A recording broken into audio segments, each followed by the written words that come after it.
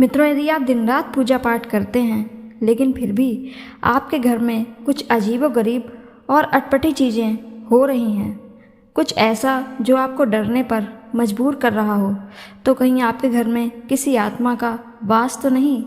अब सोचने वाली बात यह है कि ज़्यादा पूजा पाठ करने वाले व्यक्ति के घर में भूत प्रेत क्यों प्रवेश कर जाते हैं।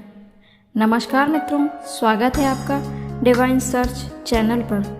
बता दें कि इन घरों में भूत तभी प्रवेश करते हैं जब आपके घर की सकारात्मक शक्तियाँ कमज़ोर होती हैं, यानी आपके घर के कुल और पितृ कमज़ोर होते हैं।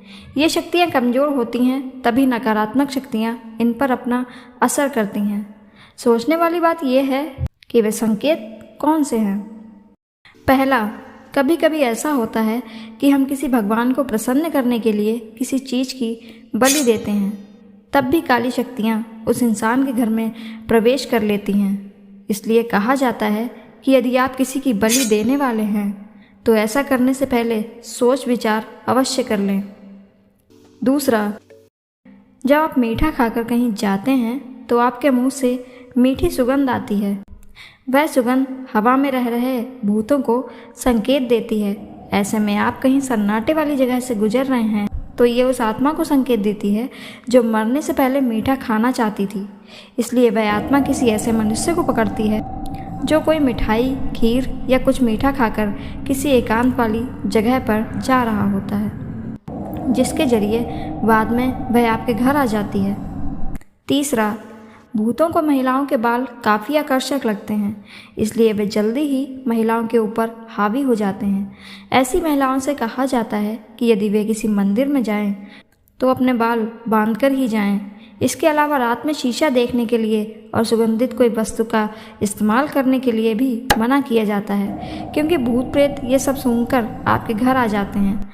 ऐसे में अब आपको बताते हैं कुछ गलतियों के बारे में जिसे करने से भूत प्रेत आप पर आ सकते हैं या आपके अंदर प्रवेश कर सकते हैं। पहला, कभी भी किसी पेड़ के नीचे पेशाब या लघु शंका नहीं करनी चाहिए।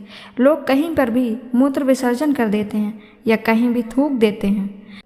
ऐसे में अगर आप ज़मीन पर कहीं भी पेशाब करते हैं तो समझ जाइए और देखिए जहां आप ये सब कर रहे हैं कहीं उसके आसपास शमशान, मुर्दा घाट या फिर मंदिर ना हो। इन सब के अलावा अगर वह ज़मीन खाली है तो उस पर पहले गायत्री मंत्र पढ़ें, उसके बाद मूत्र विसर्जन करें। ऐसा करने से वहाँ मौजूद कोई भी नकारात्मक ऊर्जा दूर हो जाएगी और वो आपको नुकसान नहीं पहुँचाएगी।